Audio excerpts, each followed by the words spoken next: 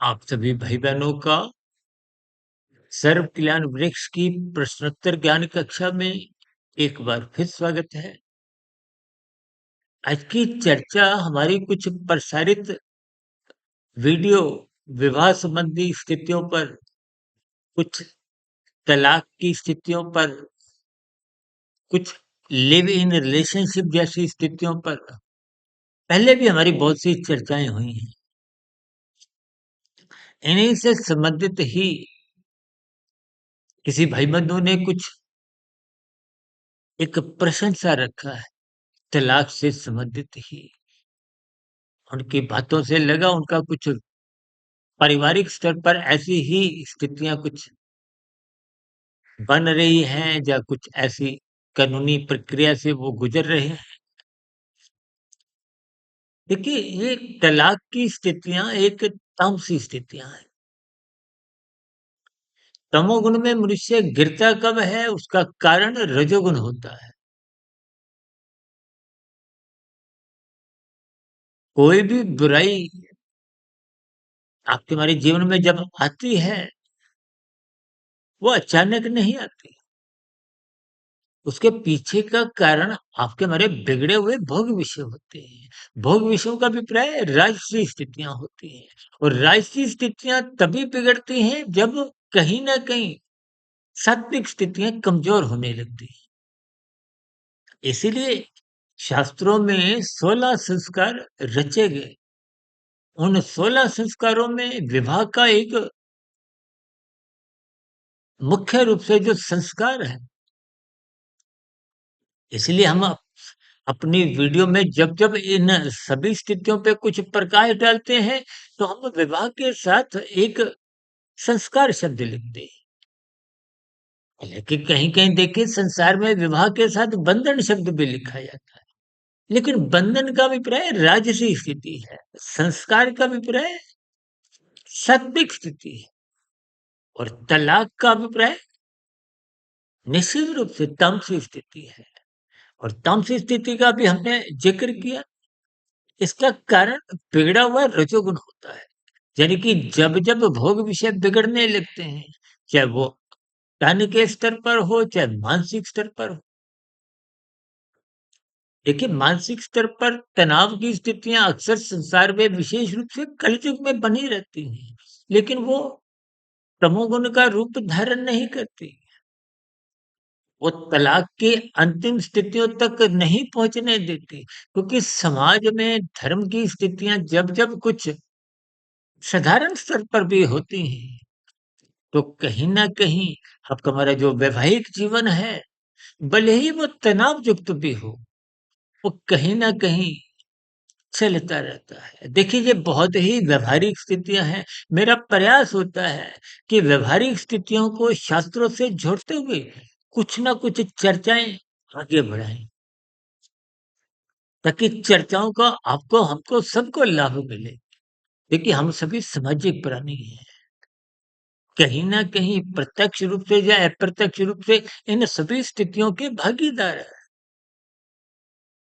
शास्त्र बार-बार कहते हैं, सत्संग करो। और सत्संग की स्थितियाँ देखिए विशेष रूप से इंद्रियों के स्तर पर भी आपके हमारे शरीर की अलग-अलग अवस्थाएँ हैं। माता के गर्भ में और जन्म होने के उपरांत किशोर अवस्था तक तमोगुण की प्रधानता होती है। संसार के प्रति भी, भौतिक ज्ञान के प्रति भी मनुष्य की रुचि नहीं होती।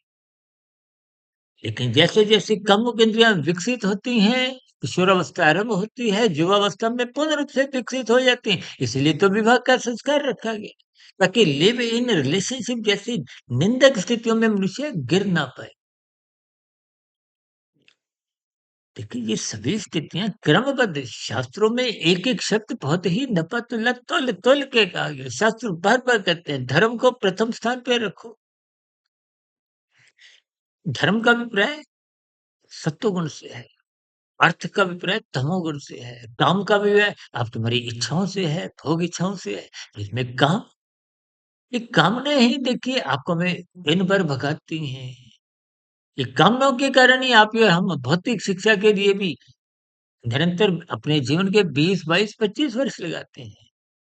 और यदि कामनाओं से प्रेरित ही ये विवाह की स्थितियाँ होती हैं, तो ये एक बंधन तक ही होती जी, विवाह का देखिए एक संस्कार के रूप में, एक गृहस्थ के रूप में, एक समाज की एक व्यवस्था के रूप में, एक धर्म की मर्यादाओं के साथ हमारे जीवन की देखिए अलग-अलग स्थिति हैं। शास्त्रों में 4 आश्रम कहे गए, ब्रह्मचर्य, गृहस्थ, वानप्रस्थ और संन्यास। देखिए हमने देखिए पिछले लगभग पौने 7 वर्षों से 4,900 के आसपास जो आज तक वीडियो प्रसारित किए, हमने सभी विषयों पर कहीं न कहीं कुछ न कुछ बात रखने का प्रयास किया। तो प्रश्नोत्तर ज्ञान कक्षा में देखिए जैसे-जैसे कोई किसी भाई-बंधु का कोई प्रश्न आ जाता है, तो हम उस पर कुछ चर्चाएँ रख देते हैं, ताकि हम सभी भाई-बहनों को इन चर्चाओं से अपने-अपने जीवन की जो कमियाँ हैं, कमजोरियाँ हैं, उनका निदान मिले। शास्त्र भी तो आपके हमारे जीवन की समस्याओं का समाधान ही देते हैं। शास्त्र आपके हमारे जीवन की दिशा निर्देश है। स्थितियों को तर्कपूर्वक समझना चाहिए, तोलना चाहिए। यानी कि ये जो तलाक की स्थितियाँ बनने से बचने के लिए आपको में विषय भोगों से तलाक लेना होगा। विषय भोगों के प्रति जो आपकी हमारी लोलुपता है, मन बुद्धि के स्तर पर आज 24/7 देखिए 24/7 हम क्यों बार-बार इस स्थिति पर आते हैं, शब्द बोलते हैं, पर हम कोई 24 घंटे सातों दिन तो रसगुल्ले नहीं खाते। लेकिन इनका चिंतन तो बना रहता है। ये चिंतन ही आपको हमें एक आसक्ति में और कहीं-कहीं तामसी वृत्तियों में गिराता हुआ लत का रूप को हमें विशेष प्रकार से कर देता है। इसलिए शास्त्र बार-बार कहते हैं, कर्मकांड करते रहो। ये सत्संग करना भी एक कर्मकांड है। ये पूजा-पाठ, व्रत, तप, आरती और भी विभिन्न प्रकार के देखिए त्योहार जो यहाँ पर हम मनाते हैं, ये परमात्मा के मार्ग पे ले जाते हैं। आपका सतोगुण एक विकसित करते हैं, सतोगुण की ओर ले जाते हैं, लेकिन मनुष्य इन सभी स्थितियों में एक ज्ञानपूर्वक नहीं करता।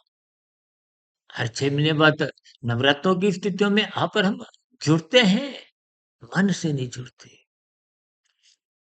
मन से जुड़ने पे फिर आपके हमारे व्यवहार में सात्विकता आती है। अन्यथा कुछ दिनों के लिए यहाँ पर हम सात्विक बनते हैं, सत्वगुण में जाते हैं, फिर संसार में लौट आते हैं। वहाँ रुकते नहीं। सत्वगुण में रुकें, फिर आगे चलें, वही तो साधना है। फिर कर्म फल के लिए नहीं होता, फिर योग के लिए होता है। तो कर्म योग बन जाता है। यही ज्ञान उपदेश तो गीता में भगवान श्री कृष्ण जी ने अर्जुन के रथ के माध्यम से आपको में विभिन्न प्रकार की एक ज्ञान की स्थितियाँ समझाई। लेकिन आप पर हम बस शाब्दिक स्तर पर ही सुनते हैं, बोलते हैं, जैसे आरतियों का गायन करते हैं, ये भावों में उतरना चाहिए। उनके भीतर की स्थितियों को समझना चाहिए, उसको अपने व्यवहार में इसलिए हम बार-बार कहते हैं, शास्त्रों का ज्ञान विज्ञान समझो। शास्त्रों में एक-एक शब्द बहुत ही नफ़ातुल्लाह तुल-तुल के कहा गया है। शाब्दिक स्तर पर तो देखिए स्थूल शरीर की स्थितियाँ हैं, आँखों द्वारा देखने की, कानों द्वारा वो सुनने की, तो फिर स्थितियाँ यदि मन बुद्धि जुड़ती नहीं है, तो फिर ज्ञान भीतर उतरता नहीं है। ब्रह्म मुहूर्त में उठो, इन पर चिंतन करो, शोध करो। शास्त्र यहाँ तक कहते हैं, जो मनुष्य अनुसंधान करता है, वही धर्म की स्थितियों को पहचान पाता है, अपने जीवन में ढाल पाता है और अपने जीवन को अनुशासित बनाता हुआ धीरे-धीरे फिर कर्म योग, ज्ञान योग, भक्ति योग में अपने आप को स्थित कर लेता है। यही तो आपके हमारे जीवन की कमाई है।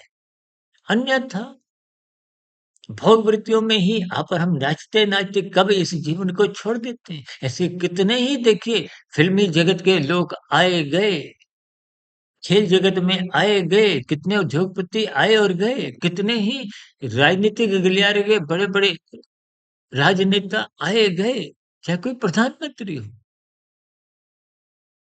स्थितियों की पहचान करनी चाहिए। मिला हुआ जीवन केवल भौतिक स्तर पर तो आपका मेरा देखिए 60, 70, 80 वर्ष के बाद तो कुछ एक इंद्रिय के स्तर पर भी कमजोरी अक्सर आप दिखती है। कमाया गया लाखों करोड़ों का धन सब यहीं रह जाता है। कल तो संचार माध्यम में वीडियो में ऐसे ऐसे चर्चाएं आती हैं, उसने 200 करोड़ छोड़ा, उसने 400 करोड़ छोड़ा, और उस धन को यदि आपने कमाया है तब तो ठीक है, यदि छीना है तो उस छीने गए का आपने कोई होगा भी नहीं, तो लेकिन उस छीने गए स्थितियों का आपको मैं भुगतान करना हो।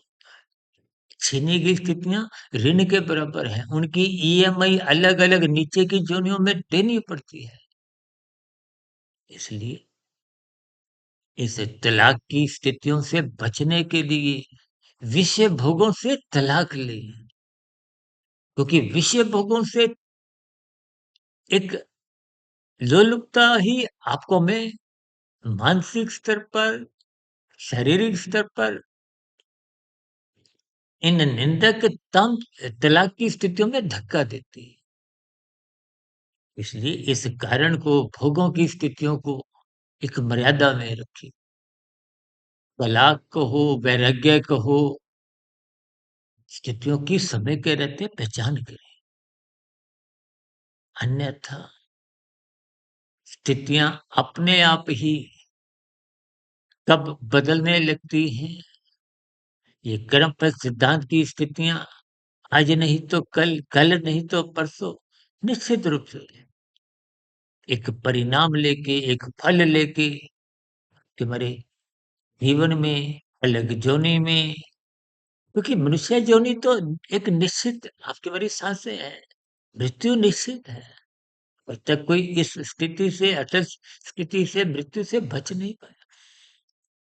समय के रहते पहचान करें, अपने जीवन को व्यवस्थित करें, अपने भविष्यों को आरंभ से ही तलाक दें, ताकि गृहस्थ में रहते हुए अपने कर्तव्यों का पालन करें, अपने धर्म को निभाएं, ताकि आपका परिवार आपके गली मोहल्ले में, आपके शहर में, आपके देश में और अंतरराष्ट्रीय स्तर पर सभी मनुष्यों में भाईचारा हो।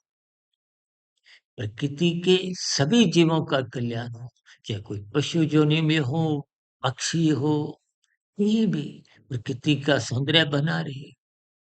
इन सभी स्थितियों को अपने अपने तर्क पूर्वक समझना है। ये तभी समझ आती है जब सत्संग होता है, रजोगुण भोग विषय इनसे आप उचित दूरी रखते हैं, यानी कि तलाक की स्थितियां इन विषय भोगों से बनानी है, ताकि अदालत की जो एक वैवाहिक स्थितियों के तलाक हैं, उनसे आप और हम निश्चित रूप से बच जाए। संकेतों को समझिए, फिर भी मेरी कही गई बात पर कोई आपको किंतु परंतु की शिकायत हो, कोई बात बुरी लगी हो, इन सभी प्रतिक्रियाओं का भी स्वागत है। मेरी कही गई बात कोई बुरी लगी हो, उसके लिए हम क्षमा चाहते हैं। स्थितियों पर आप ईमानदारी से चिंतन करें। नमस्कार, बहुत-बहुत शुभ